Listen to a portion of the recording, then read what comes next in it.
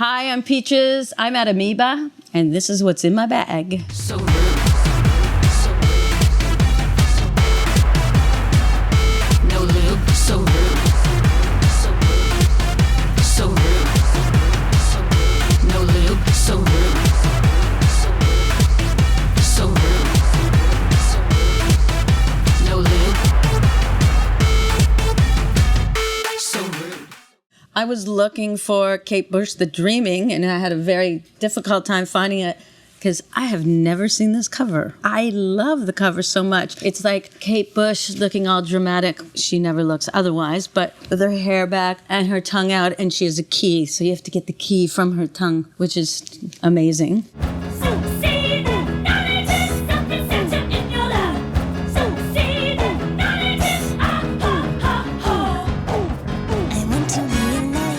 Why I love Kate Bush and what in general is just because I grew up with this. I got the kick inside, and it was like the first album where I was like, this is my music. Because I have an older brother and an older sister, and I was like, this is not my brother's music, you know, which I loved. Like, he loved the Ramones and the Who, and my sister loved disco music and Earth, Wind & Fire and all this stuff. And I loved it all. I love music. But, you know, when I heard Kate Bush, I was like, this is for me. So I grew up with each album in real time, which is so exciting. So when The Dreaming came out, it was just so weird and different and fascinating. I'm suspended indefinitely.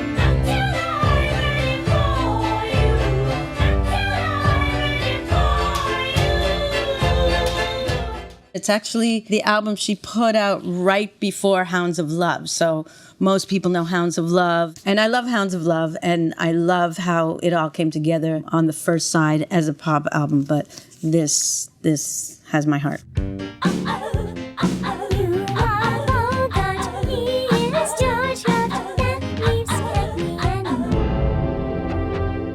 Ooh, my queen, Diamanda Galas. Please take me as your slave. Save me from the grave. This woman has an incredible sense. You're going to hear drama a lot. And that is what I think what I love about music is just like the drama, either if it's extreme anger, extreme comedy, or experimental creativity. With Diamanda Galas, she's taken blues songs and made them her own. And wow. I don't care if you don't want me, because I'm yours. I'm yours. Anyhow, anyway, any place. I wanna spell you. I have to listen to this on Halloween every year. It just conjures spirits. I'm not like witchy, but I am witchy for Diamanda Galas. Have you ever heard them church bells toll? No, God, you know I'm dead and gone.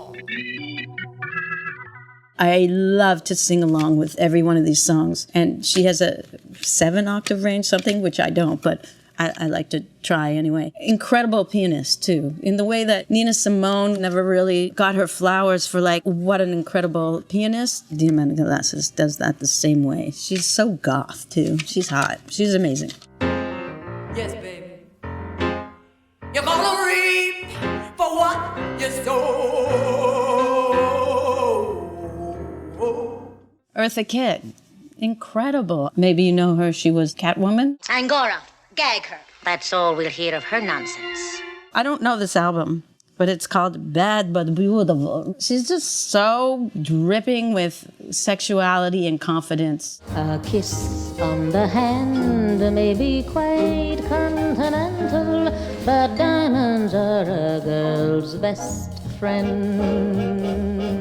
I was playing in New York one New Year's Eve, and Eartha Kitt was playing like 2 hours before, and they're like, let's just go and then you can do your show. And I was like, no. And then I never got to see her. So that's my regret.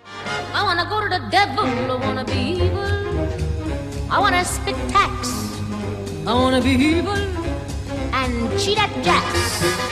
Is it sacrilege to just pull it all out?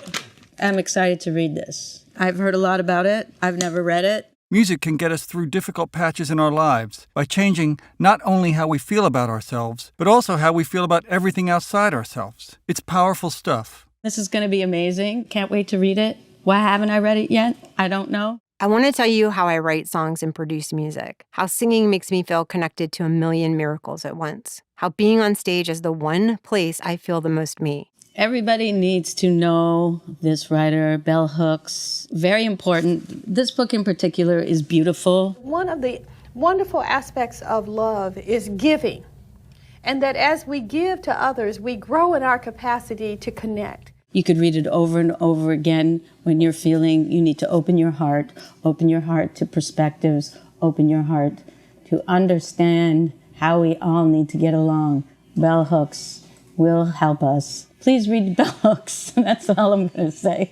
We have a mass media and a publishing industry particularly that tells us, keep it mellow, don't say anything. But what I find is people are really hungry for truth. Obsessed. I have never in my life watched a movie 9 times. I have watched this 9 times, and every single time I get more out of it.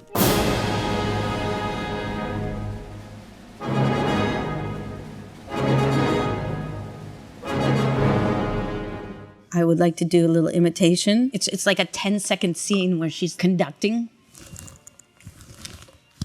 And of course, she's not really conducting, but I love it because it's so absurd. It's showing her mind like she thinks she's greater than she is. I've started to do that on stage when I want people to like sing and stuff. I'm like, and I hope that there's one person who's like, that's like from Tar, isn't it? It is such a powerful depiction of all the complexities of where we're at, complexities about institutions, about who decides what is genius in music, what is acceptable as a human being. We are still susceptible to bad behavior. Don't be so eager to be offended. You must service the composer.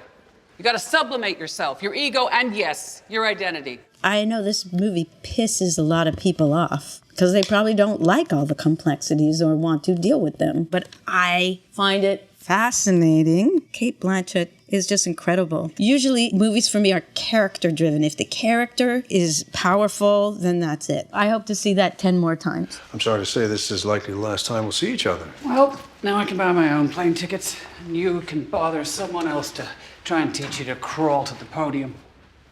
Okay, very random. Quadrophenia by The Who. I love this movie so much. I think it's a masterpiece. I just think that it's so deep.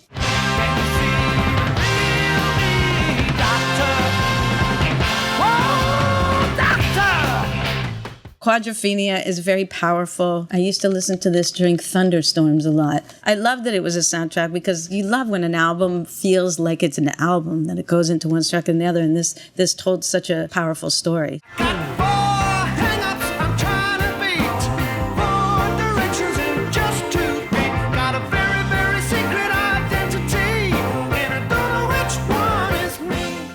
I don't know if it's nostalgia. I mean, I can listen to it and find out, but it wouldn't matter. You know, when it's nostalgia, it doesn't matter. It sounds good to you. And this sounds great to me. And I love that Sting is like, he's supposed to be this really cool guy, and he turns out to be just a bellhop. Bellboy, always running at someone's heel. You know how I feel. Movies from the 70s, there's nothing like them. And I'm going to talk about another movie because this is just about talking about things. Saturday Night Fever is one of the darkest movies I have ever seen. You think about, Bee Gees and the disco, and you just think it's going to be a fun movie. It is dark as anything. It's really dark. Also, the movie Fame. Very dark movie. Because they had hit songs, you think they're going to be so light and poppy, but surprisingly enough, there's one actor who's in both of those movies. He's so pitiful in both movies. He's like a stand-up comic in Fame, and then in the other movie, he's like got his girlfriend pregnant. He's very tortured. You're full of rage and pain and love, not just jokes. I gotta go out there, I gotta make people laugh. You wanna know what's happened to me, man? Success. Something I talk about a lot, which is Phantom of the Paradise. I think that this movie shaped my whole world. I saw it when I was very young in Gravenhurst, Ontario. And me and the one friend I had used to sneak into the movie theater, and we snuck in and we saw a double feature, Phantom of the Paradise and Rocky Horror Picture Show, before it was a cult movie. And this movie freaked me out in such a good way. It's Phantom of the Opera done in a 70s rock opera horror style. They just show how evil the record companies are and how they take a song and like change the meaning of it to just be part of a trend. They like shut out the composer. He has this crazy mask on because he gets his head stuck in a record press. He goes to the theater where they're performing his song over and over again in different forms. I swear I'd sell my soul for one love who would sing my song.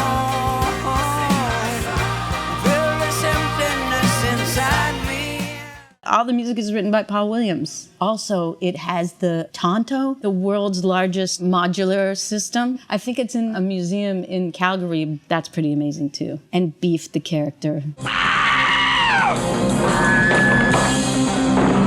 Man, you better get yourself a castrato for this, because it's a little out of my range. Classic. Oh, the evil that you created, getting horny and damn frustrated. Each of you must stop and try me up. All of you might satisfy me up.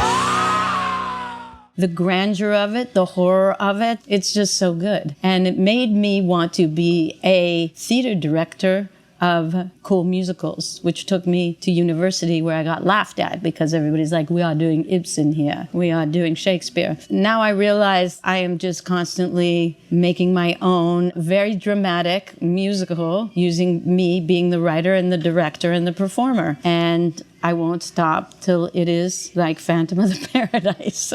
Good for nothing, bad in bed. Nobody likes you and you're better off dead. Goodbye, goodbye. We've all come to say goodbye, goodbye, goodbye, goodbye. Thanks for coming in today, Peaches.